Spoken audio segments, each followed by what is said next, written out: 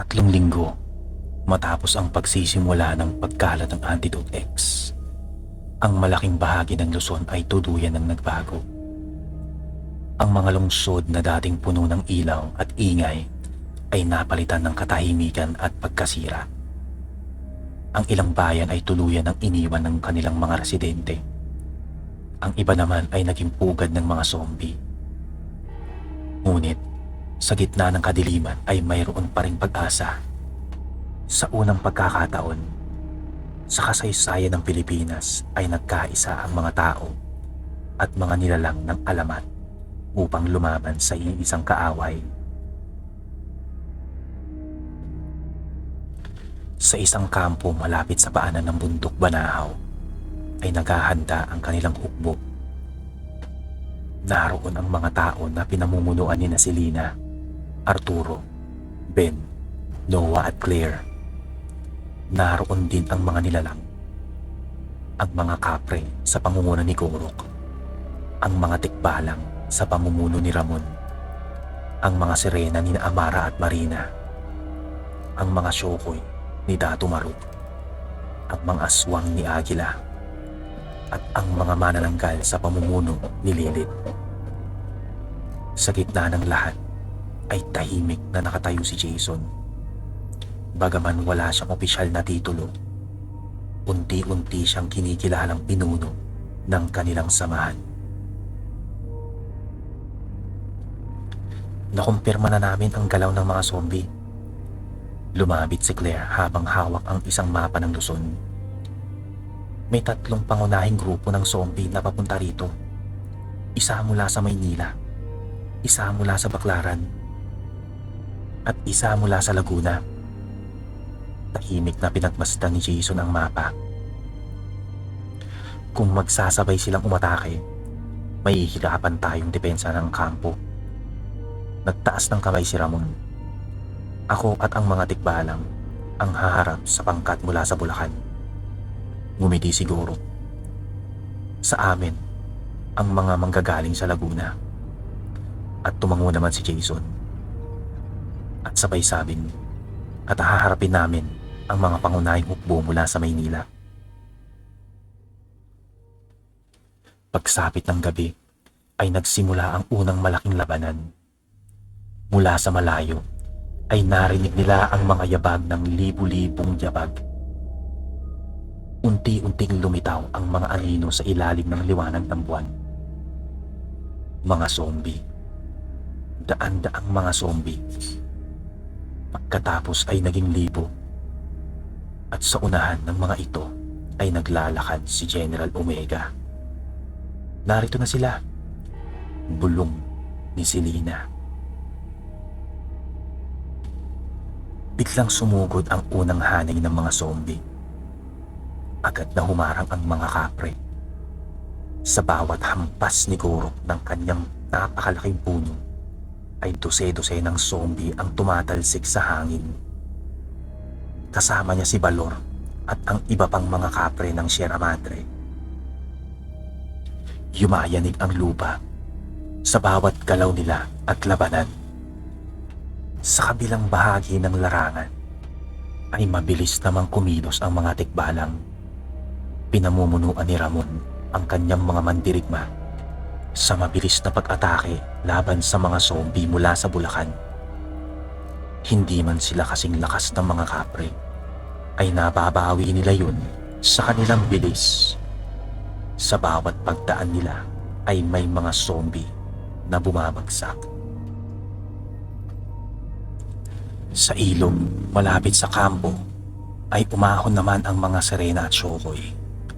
Pinangunahan ni Amara at Dato Maruk ang pagharang ng sa mga zombie na sumusubok tumawid ng tubig. Sa unang pagkakataon ay ginamit ng mga nilalang ng dagat ang kanilang kapangyarihan laban sa mga nilikha ni Dr. Victor. Lumaki ang mga alon, nagkaroon ng malakas na agos, at maraming zombie nalunod sa rumaragasang tubig. Samantala, ay lumipad naman sa himpapawid sina Lilith at ang mga manananggal. Mula sa itaas ay inatake nila ang mga mutant zombie na sumusubok lampasan ang depensa ng kanilang kampo. Ngunit hindi nagtagal ay lumitaw si Widow at ang iba pang mutant na kaya umakyat sa mga gusali at puno. Nagsimula ang mabangis na labanan sa kalangitan. Sa gitna ng lahat ng ito, ay magkasamang lumalaban sina Jason at Selena. Bagamat tao lang si Selena, ay tumanggi siyang manatili sa likuran. Ginamit niya ang kanyang kaalaman bilang nurse upang tulungan ang mga sugatan habang ginagamit ang kanyang armas laban sa mga zombie. Sa kaliwa, sigaw ni Jason. Agad na umiwas si Selena habang sinugatan ni Jason ang zombie sa kanyang likuran. Napangiti si Selena at sabay sabing, "Salamat." "Huwag kang magpasalamat," ang sabi ni Jason. "Bakit?" ang tanong naman ni Selena. "Dahil trabaho kong protektahan ka." Nagulat si Jason sa sarili niyang sinabi at mas lalo namang nagulat si Selena. Ngunit bago pa sila makapagsalita, ay muling sumalakay ang mga zombie. Sa gitna ng labanan ay biglang lumitaw si Hunter, ang pinakamabilis na mutant zombie. Sa isang iglap ay nasa harap na ito ni Selena. Ngunit bago pa siya maabot nito, ay mabilis na humarang si Jason. Nagbanggaan ang dalawa. Sa unang pagkakataon ay nakatagpo si Jason ng kalabang halos kapantay ng kanyang bilis. Nagpatuloy ang bawat laban sa gitna ng kagubatan. Minsan ay si Jason ang nakakaatake. Minsan naman ay si Hunter. Hanggang sa tuluyan, nawasak ni Jason ang ulo ng mutant. Ngunit hindi pa tapos ang laban. Unti-unting lumapit si General Omega. Sa bawat hakbang nito ay nanginginig ang lupa. Sumugod siguro upang harapin ito. Nagbanggaan silang dalawa na tila dalawang bundok ang nagkabanggaan. Ngunit sa unang pagkakataon ay napaatras si Kurok. Mas malakas si Omega. Mas mabilis at mas mabangis. "Kailangan natin siyang tulungan," sigaw ni Selena.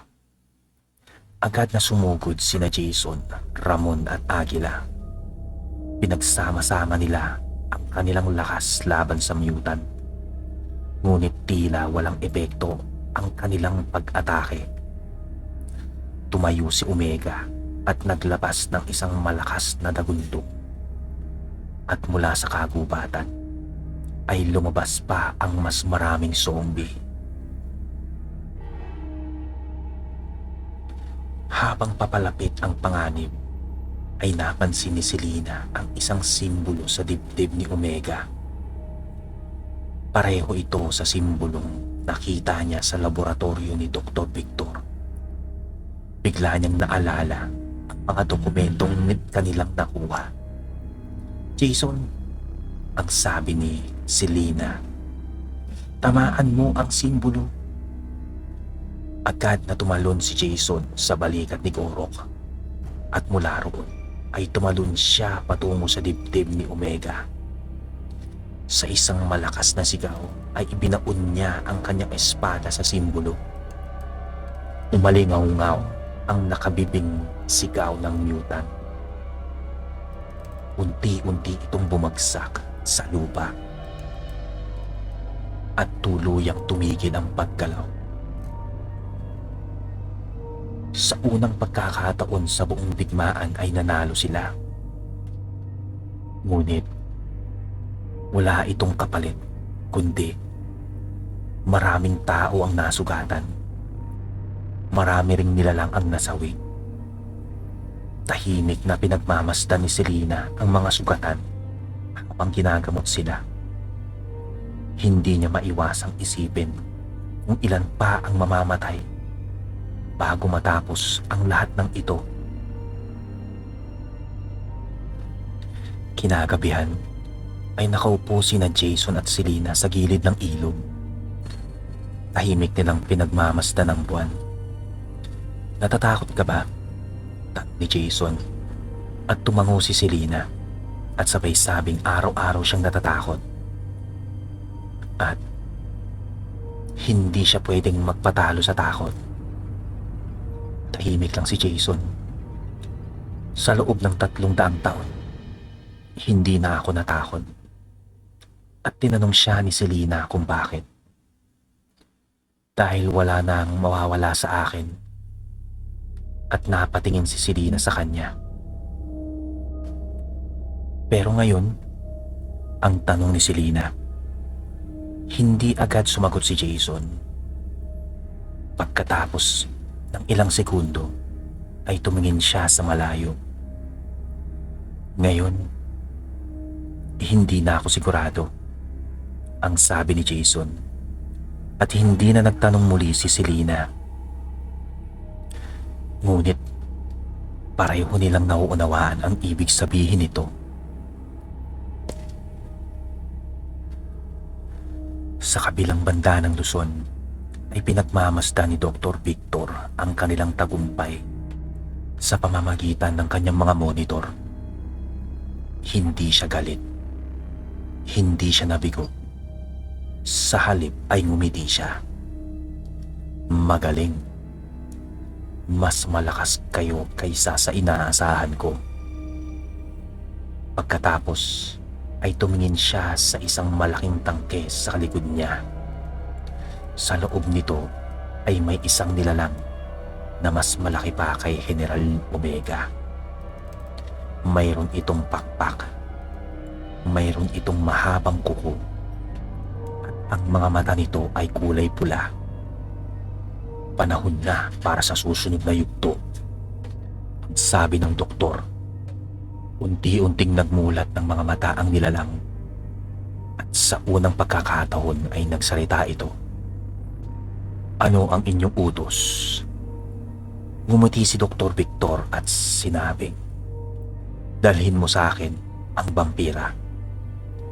At sa sandaling yun ay nagsimula ang panibagong kabanata ng kanilang digmaan. Sapagkat ang tunay na target ni Dr. Victor ay hindi ang mga tao, hindi ang mga lungsod, hindi ang Pilipinas, kundi si Jason mismo. At hindi pa alam ng lahat na ang susunod na laban ay magdadala ng pinakamalaking pagkawala sa kanilang samahan.